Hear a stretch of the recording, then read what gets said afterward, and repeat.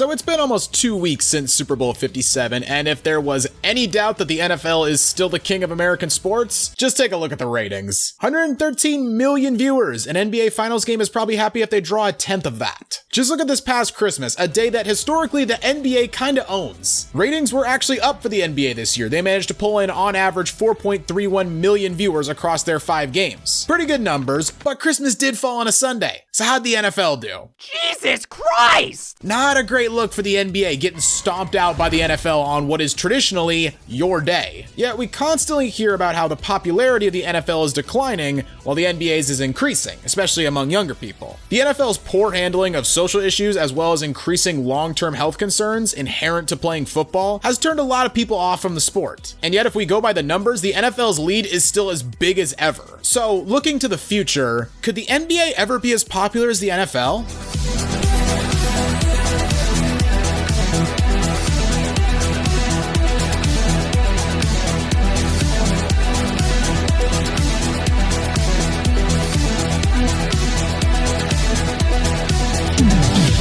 Before we get into the video though, if you enjoy our content, make sure you drop the video a like, hit that subscribe button, and ring the notification bell so you never miss out on one of our videos. Now look, a lot of you are probably already shaking your head about the NBA's chances, and yes, right now the NFL's lead seems insurmountable. But so was baseball's lead at one point. In fact, if you look at Gallup polls on Americans' favorite sports, you can see there was a time that baseball's lead on football was as large as football's lead currently is on basketball. My point is, anything's possible! Time passes and people's opinions on things change, so let's keep an open mind. Now personally, I love football. Not as much as basketball, but football is definitely my second favorite sport. My family has season tickets to Oregon games and I generally try to make it to every game that I can. I love pretty much everything about the sport, the physicality, the game day atmosphere, all of it. But not everyone shares that sentiment. Football's reputation is not in the best place right now, and to illustrate that point, according to a study conducted by Ohio State just last year, they found that 50% of Americans did not believe football is appropriate for kids to play. Think about that for a second. That's half of the country believing its most popular sport shouldn't be played by kids. Now this study only surveyed 3,993 people, and one study obviously doesn't prove a rule, but still, those are not great numbers. Not great, Bob. And while the study didn't ask the respondents for the reasoning behind their answer, it's not too hard to infer why so many are a little bit weary of football. Because football at its core is a dangerous game. Attempts have been made in recent years to make the game as safe as possible, sometimes to the annoyance of the fans. Personal foul, roughing the passer, number 97, defense, 15-yard penalty, automatic first down. But there's only so much you can do in a sport where the goal is to forcefully put another player on the ground. While everyone has always known football is dangerous, I mean, here's a cartoon from 1908 showing what this artist thought of football, it's only been in the past 15 years or so that we've discovered what all those hits can do to a person long term. The lasting effects of CTE are still being researched, but we've already seen the kind of effects it can have on players. It doesn't help either that for decades the NFL denied any link between head injuries sustained on the football field and long-term brain disorders. And it was only after they started getting flamed in the press that they finally started to make changes to improve player safety. But like I said earlier, there's a limit to how safe you can make football. And that was on display this year when Tua Tagovailoa suffered a concussion not once but twice, and in both cases it was incredibly scary to watch. This is an area the NBA has the NFL beat just because of the structure of the sport. Basketball is a contact sport, but football is a collision sport. Sure, there's plenty of contact in basketball, and severe injuries do happen from time to time, but compared to football, the injuries are far less likely to involve specifically the head and the spine, which are two things you do not want to get injured. Since 2011, when the NBA instituted its new concussion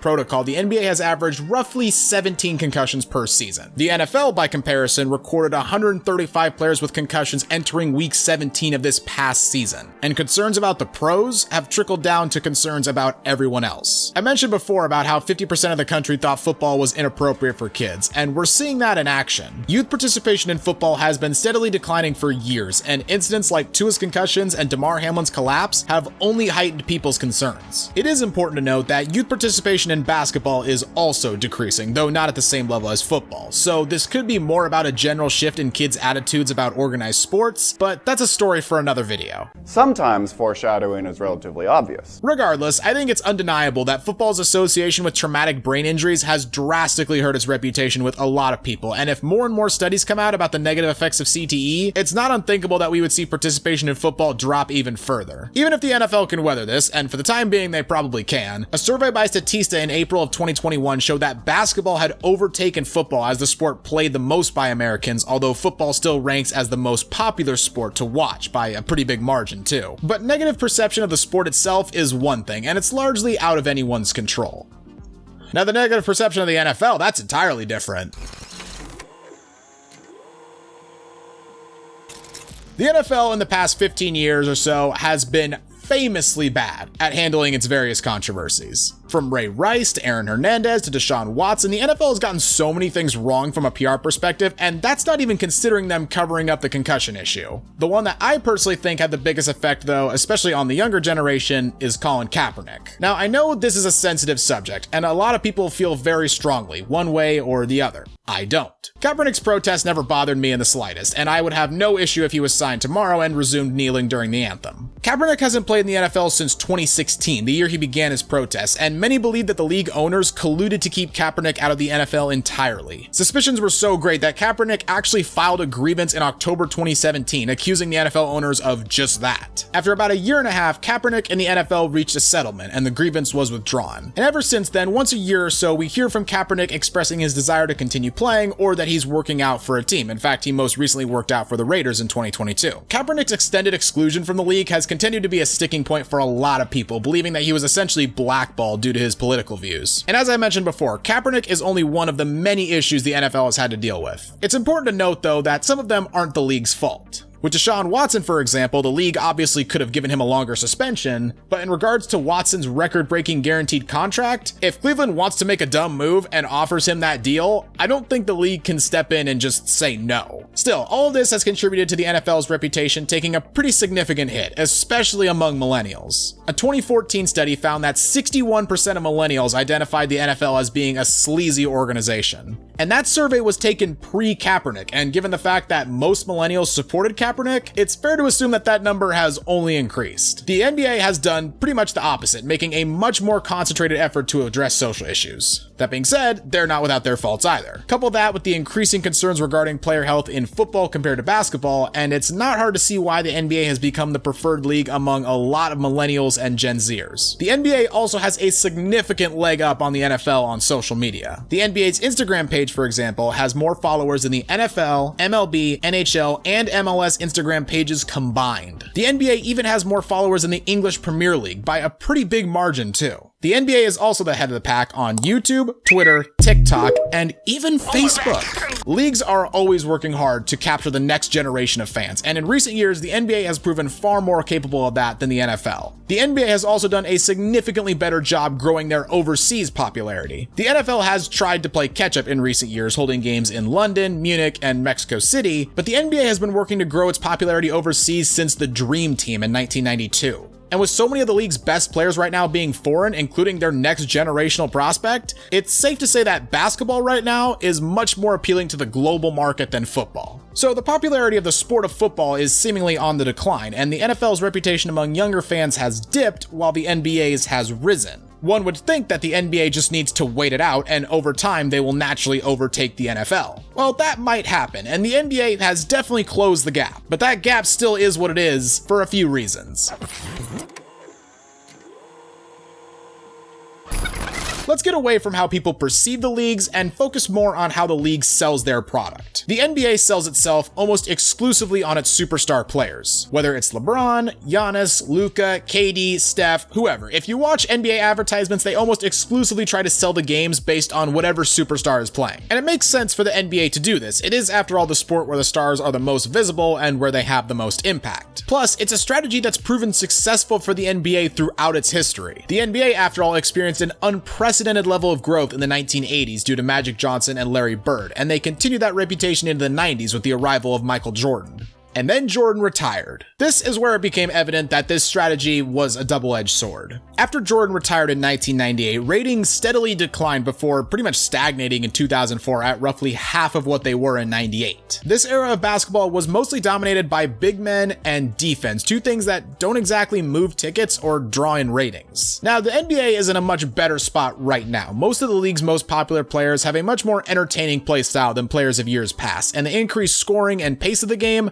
makes for a much better product to sell. And with basketball becoming a more global game with more skilled players entering the league from basically everywhere, it's hard to see the NBA crashing again like it did post-Jordan. That being said, it's still important to recognize it is a possibility, one the NBA may have to reckon with in a few years when LeBron eventually retires. The NFL, while it does market its stars, mainly its quarterbacks, it more so markets the league as a whole. We constantly hear that the NFL defends the shield at all costs, and it's true, the NFL very much pushes the brand of the league and football itself above everything. Hell, football's greatest player ever just retired, and honestly, I will be shocked if the NFL's ratings dip even a little bit. The NFL sells football, because while the reputation of the sport is declining for some, plenty of people will watch whatever NFL game is on at any given time just because it's football. I don't personally have an NFL team, but I'm always glued to my TV on Sundays and Monday nights because I like football. Hell, the USFL's whole marketing campaign is basically just, it's more football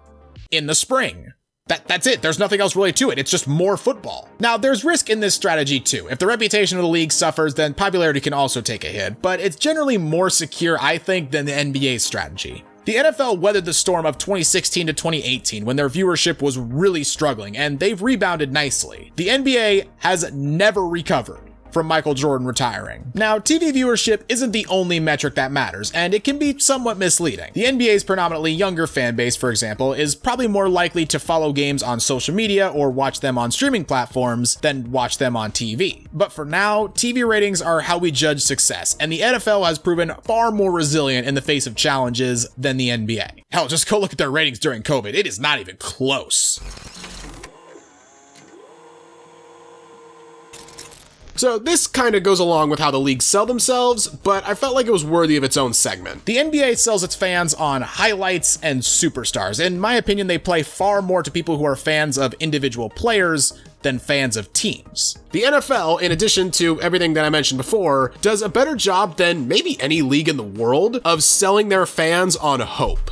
Hope that no matter what situation your team is in, you're at most 3 years away from the Super Bowl. In terms of creating parity among its teams, the NFL runs circles around the NBA. Since 2001, the year the NFL expanded to its current 32 franchises, 21 of 32 teams have made the Super Bowl. The NBA since 2001 has had 15 different franchises make the NBA Finals, which doesn't sound too bad, but let's take a closer look at that. Well, the Lakers made it 7 times, and the Heat, Warriors, and Spurs all made it 6 times. In fact, in 21 years, only 3 teams in the West outside of the Lakers, Warriors, and Spurs ever even made the finals. Dallas made it twice, Oklahoma City made it once, and Phoenix made it once. The East was far better, but even still, over half of the conference finals participants were taken up by just 2 teams, the Heat and the Cavaliers. By comparison, the AFC, even with the Patriots winning the conference 9 times, has still produced 8 different Super Bowl participants besides the Patriots. And the NFC, forget about it. 12 different winners. 12, that's 2/3 of the conference, including a period from 2001 to 2010 where there were no repeat champions and no team won the conference more than 3 times. And forget the Super Bowl for a second, because NFL teams will go from worst to first in their division all the time. In fact, it's happened 11 times in the past 10 seasons. Compare that to the NBA, where it's only happened 5 times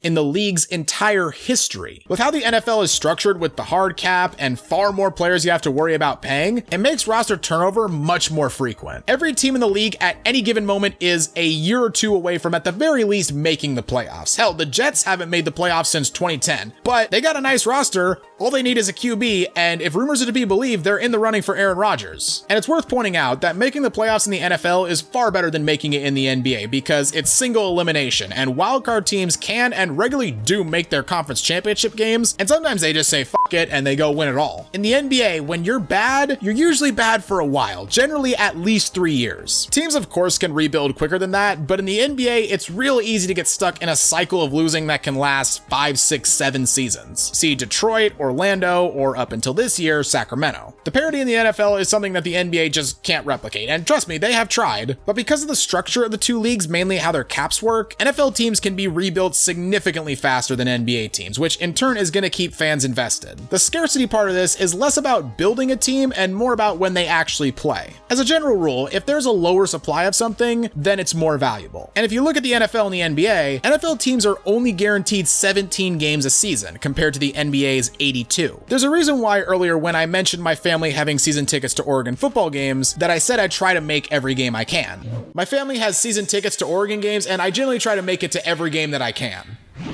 See, I did say that.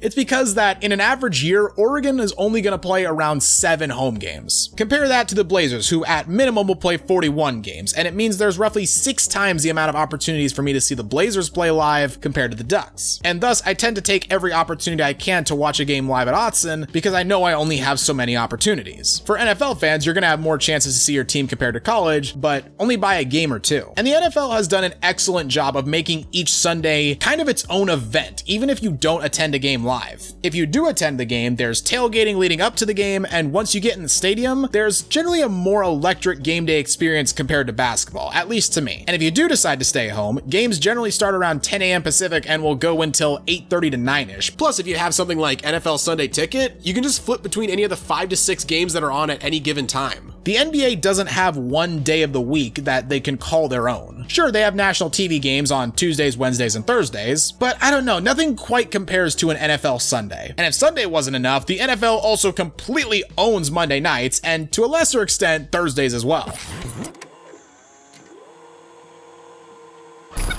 So is the NBA gonna pass the NFL in popularity? No, not anytime soon. Well, that was a ripoff. The NBA is slowly closing the gap, but the key word in that sentence is slowly. The NFL has had an iron grip on sports fandom in this country for decades, and it is going to take a while before the NBA even gets in striking distance. But if we are playing the long game here, I think it's possible. Football is in a tough spot right now because they're getting criticism from both sides regarding player safety. Some argue the NFL isn't doing enough to keep players safe, while others believe that the excessive rules are watering the game down. Couple that with their less than stellar reputation among younger fans, and the NFL could face some trouble in the decades to come. That being said, football's popularity is so strong at this point still, and we are probably a few decades away from the NBA being a real threat to the NFL's crown. And that's the video, guys. Do you think the NBA has any chance of catching the NFL? Let me know in the comments down below. If you enjoyed the video, make sure you drop it a like. And hey, if you enjoy basketball content, why not check out some of our other videos as well? And don't forget to subscribe to Synthetic Sports.